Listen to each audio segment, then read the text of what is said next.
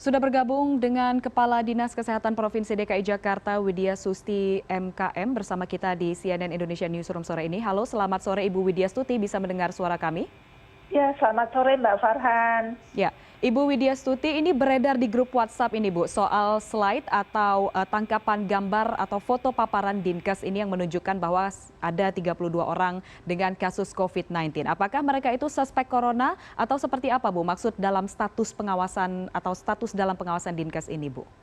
Ya, terima kasih Mbak Farhan. Pertama bahwa slide itu adalah dalam koridornya presentasi tim dari Dinas Kesehatan, rapat koordinasi lintas sektor yang melibatkan beberapa institusi di Pemprov DKI Jakarta. Karena kami dalam rangka pengendalian penyakit itu selalu berkoordinasi dengan lintas sektor, itu satu. Yang kedua bahwa kami pastikan bahwa 32 pasien yang dalam pengawasan itu adalah jumlah akumulasi mulai dari akhir Januari sampai dengan tanggal 28 Februari jam 6 pagi.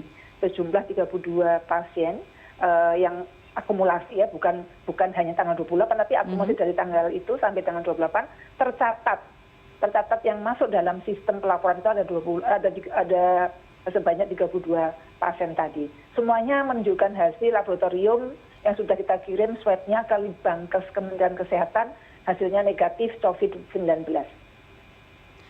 Oke, apakah itu berarti pengawasan atau status dalam pengawasan dini maksud ini berarti tidak terkait virus corona atau seperti apa Bu jadinya? Jadi hasilnya benar negatif Mbak. Artinya pertama kita harus mengetahui ada beberapa pintu masuk yang harus kita siagakan untuk seluruh Indonesia, ada 135 tentunya.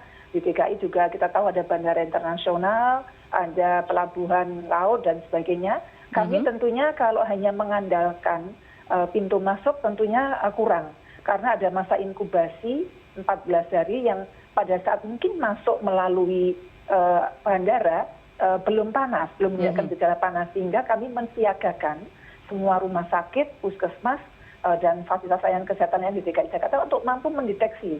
Nah, dari hasil laporan dari teman-teman rumah sakit, puskesmas, klinik tadi lapor ke kami beberapa orang dengan gejala dan riwayat perjalanan dari negara terjangkit.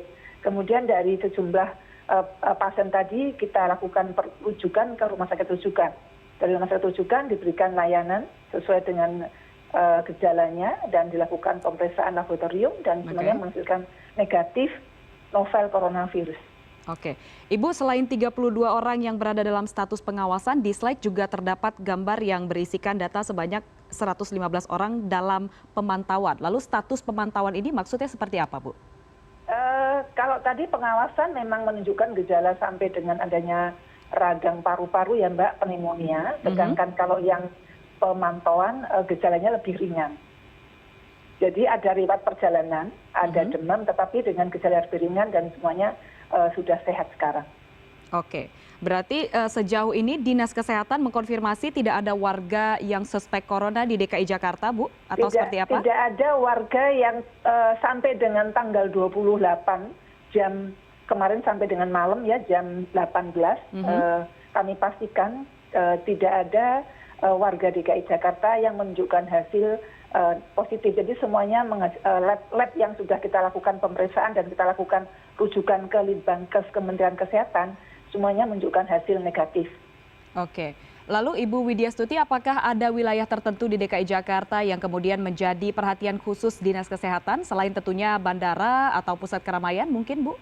Ya, tentu kalau wilayah tentunya semuanya harus kita awasin. Maksudnya wilayah itu kota ya, kota Jakarta Pusat, Utara, Barat, Selatan dan Timur, termasuk Kepulauan Seribu adalah kota-kota yang harus kita lakukan pemantauan. Kami mempunyai tim gerak cepat yang kami sebar ke semua kecamatan untuk memastikan dan mendampingi saat yang dibutuhkan layanan kesehatan. Kemudian tadi saya sampaikan bahwa ada masa inkubasi terkait dengan infeksi novel corona ini di mana 14 hari, sehingga kalau kita hanya mengandalkan pintu-pintu masuk tadi seperti airport, bandara maupun pelabuhan laut, tentunya kurang Mbak, karena pada saat dideteksi dengan thermal scanner, kadang-kadang mungkin para pendatang yang dari luar tadi belum bergejala, sehingga kita kuatkan melalui jejaring layanan kita. Oke. Lalu kemudian Ibu, selain itu bagaimana upaya Dinas Kesehatan DKI Jakarta ini untuk melakukan pencegahan virus corona? Apa saja yang sudah disiapkan? Ya, pertama pada saat ada info dari Kementerian Kesehatan dan pemantauan kami melalui sistem surveillance epidemiologi maupun berita dari WHO, kita langsung membuat surat edaran untuk kesiapsiagaan penguatan sumber daya kita untuk mengingatkan kembali bagaimana tata laksana seandainya ada kasus. Jadi penguatan SDM kita kuatkan baik yang ada di rumah sakit, puskesmas, dan klinik bekerjasama dengan beberapa organisasi profesi terkait. Kemudian juga menginstruksikan kepada tim jajaran Dinas Kesehatan, rumah sakit, dan puskesmas untuk menyiapkan alat pelindung diri atau APD.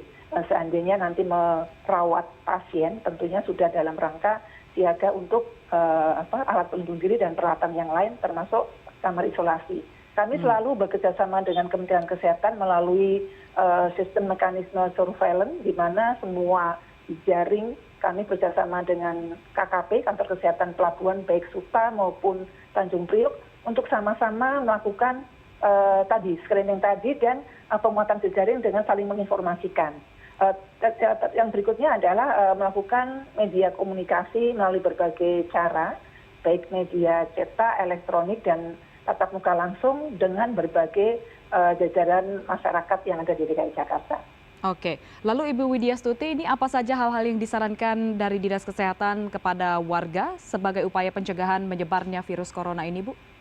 Ya, pertama adalah kita ingat ada etika batuk. Jadi apabila warga mengalami batuk atau bersin, harus ditutup ya Mbak ya, karena di dalam batuk bersin tadi bisa menyebar berbagai kuman maupun virus, bukan hanya corona ya, tetapi tentunya juga virus ataupun kuman yang lain yang bisa berpotensi menimbulkan penularan. Yang kedua, selalu cuci tangan, memakai air mengalir dan sabun setiap kali mau makan, buang air besar, dan menyentuh orang sakit. Sesering mungkin cuci tangan tentunya lebih bagus, dan sedapat mungkin memang menghindari tempat-tempat keramaian kalau tidak sangat perlukan, terutama jangan membatasi atau kalau tidak perlu sekali tidak bepergian ke luar negara yang dari negara yang terjangkit.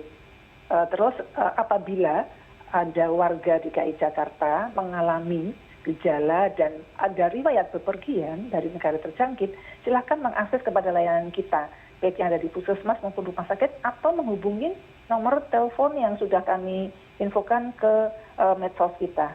Oke. Lalu Ibu Widya Stuti, terakhir ini data yang ada di paparan yang menunjukkan 32 orang yang masuk dalam status pengawasan dan juga 115 orang yang masuk dalam pemantauan, ini data pada tanggal 28 begitu Bu. Kapan data ini akan dimutakhirkan kembali? Kami setiap hari akan mutakhir Mbak, jadi kayak sekarang kami sudah punya angka dari 32 jadi 33. Tetapi sekali lagi itu tidak semuanya pasien sedang dirawat ya, sebagainya sudah pulang karena sudah menunjukkan hasil negatif. Jadi tinggal beberapa yang sedang dirawat di rumah sakit. Oke, baik, terima kasih. Mbak, data selalu akan kami update setiap hari. Baik, setiap hari berarti Ibu ya. Baik, terima kasih Ibu Widya Stuti MKM selaku Kepala Dinas Kesehatan Provinsi DKI Jakarta sudah bergabung bersama kami di CNN Indonesia Newsroom.